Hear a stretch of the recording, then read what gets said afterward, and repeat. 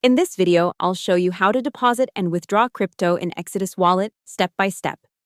First, open Exodus on your phone or desktop and unlock it. On the home screen, you'll see a list of your assets.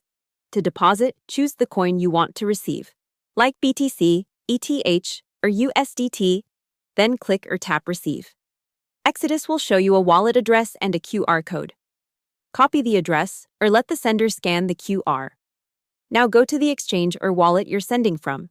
Choose Withdraw/Send. Paste that address. Make sure the coin and network match, then confirm the transaction. After confirmations on the blockchain, your funds will appear in your Exodus balance.